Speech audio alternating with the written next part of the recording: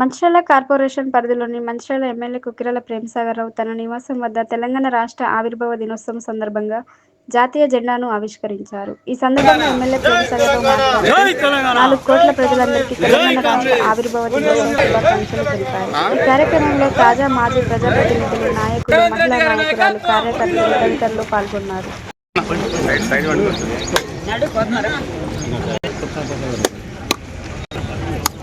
అందరు వెనకాల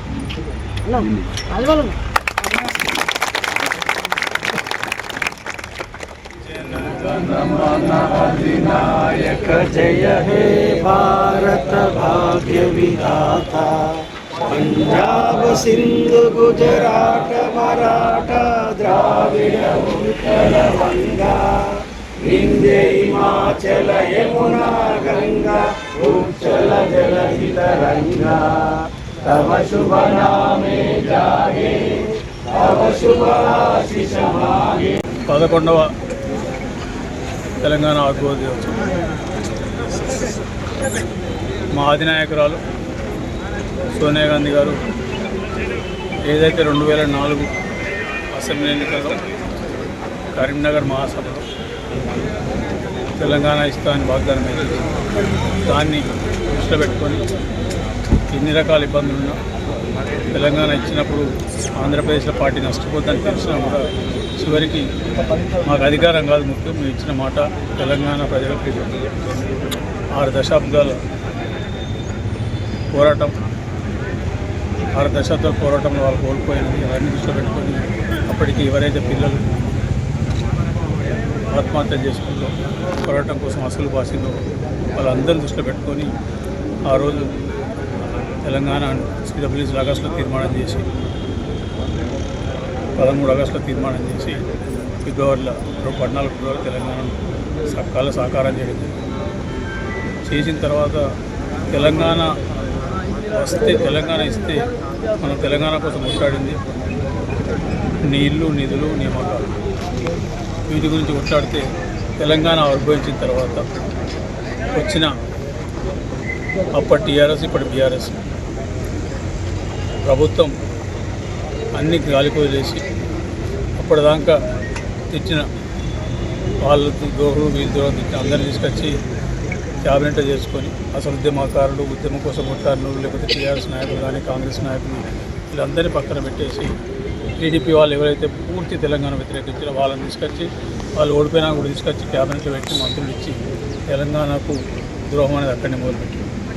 ఆ తర్వాత ఉద్యోగాల విషయానికి వచ్చినప్పుడు ఎక్కువ మాట్లాడవలసిన ఇప్పుడు వాళ్ళ గురించి చెప్పడం కూడా కరెక్ట్ కాదు. అయిపోయింది, వాళ్ళు అయిపోయినందుకు మనం గురించి చెప్పడం కరెక్ట్ కాదు. 10 సంవత్సరాల తర్వాత ప్రజలకు అర్థమైంది ప్రజల కోసం పనిచేసే పార్టీ ఏదని. తెలంగాణ ఇచ్చింది వివరాన్ని సోనియా గాంధీ గారు అర్థమైంది. 23 ఎన్నికలలో టీఆర్ఎస్ ఓడగొట్టి కాంగ్రెస్ పార్టీకి అధికారం కూడా జరిగింది. అధికారం ఇచ్చిన 16 నెలల్లో ఇందిరమ్మ రాజ్యంలో మాత్రమే దళితులు, గిరిజనులు, ఆదివాసులు, బలహీన వర్గాలు, మైనార్టీలు, అదేవిధంగా ఆర్థికంగా వెనుకబడిన వర్గాలు అందరికీ న్యాయం చేసేది కాంగ్రెస్ పార్టీ ఉంటుంది. ఇందిరమ్మ రాజ్యంలో న్యాయం జరుగుతుంది, కాంగ్రెస్ పార్టీ ద్వారా మాత్రమే న్యాయం జరుగుతుంది. ఒక ఆలోచనతో అందరూ కాంగ్రెస్ పార్టీ అధికారం ఇచ్చి ఇందిరమ్మ రాజ్యాన్ని స్థాపించి ప్రజలందరికీ ప్రత్యేకంగా మరొకసారి కృతజ్ఞతలు, ధన్యవాదాలు. వాళ్ళు ఏదైతే బాధ్యత మాకు అప్పచెప్పారో గడిచిన ఆల్మోస్ట్ 18 మాసాలలో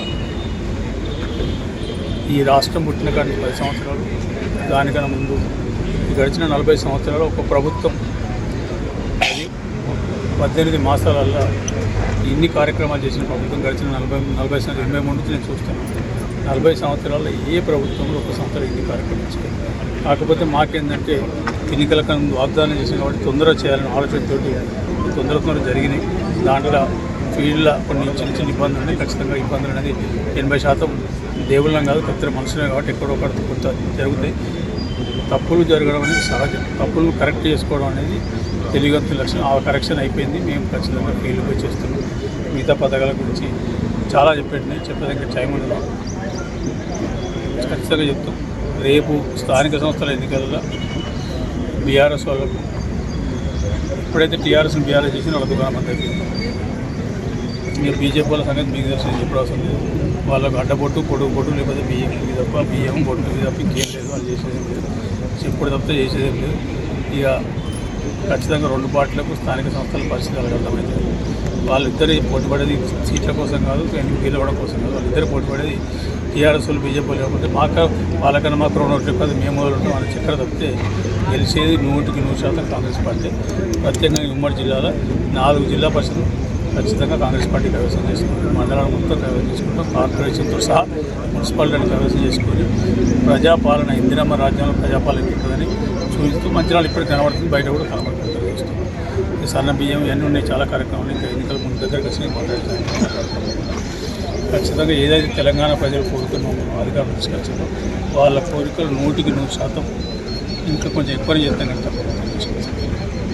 తప్పకుండా మరొకసారి తెలంగాణ ప్రజానికానికి ప్రత్యేకంగా మా సోదరి మళ్ళకు వాళ్ళు ముందుకు వచ్చింది కాబట్టి ఇవాళ మేము అధికారం. కాంగ్రెస్ పార్టీ ఎప్పుడు కూడా ఏ కార్యక్రమం తీసుకున్నా కూడా ఏ రకమైన లబ్ధి తీసుకున్నా కూడా మా అక్క చెల్లెల పేరు మీద చేసినాం. అక్క చెల్లెలు చేస్తే కుటుంబాన్ని చూసుకుంటాను ఒక ఆలోచన, వేరే ఆలోచన ఉంటుంది. వాళ్ళైతే ఆడవాళ్ళైతే ఏంటంటే భర్తను పిల్లలను చెరొకన్నదలుగా చూసుకుంటారు. నేను ఒక ఆలోచనతో చేసాను తప్పితే మొదటి నుంచి కూడా 75 నుంచి చేసిన ప్రతి కార్యక్రమం మహిళలనే భాగస్వామ్యం చేసి మహిళలను స్వతంత్రంగా ఎదిగే విధంగా ఆర్థిక పరంగా వాళ్ళని గట్టిగా చేస్తే కుటుంబాన్ని కాపాడుకునే ఆలోచనతో చేసుకుంటాం. కాబట్టి తప్పకుండా కార్యక్రమం మన ముందుకు జరుగుతుంది. వచ్చే 3-3.5 సంవత్సరాల లోపల దేశానికి మొత్తానికి తెలంగాణ ఆదర్శంగా అనిపిస్తుంది. ఏ రకంగా చేసుకున్న ఆదర్శంగా లేదు, సందేహం లేదు. సరే ఏదైనా మొదలుపెట్టినప్పుడు కొన్ని ఇబ్బందులు ఉంటాయి. ఆ ఇబ్బందులు దాటుకుంటూ మెల్లమెల్లగా వచ్చి ముందుకు వెళ్తున్నాం. ప్రయాణం 50% అయిపోయింది. ఇంకా 50% టైం ఉన్నందుకు ఖచ్చితంగా చేసి చెప్పిన ప్రతి కార్యక్రమం చేసి చూపిస్తాం.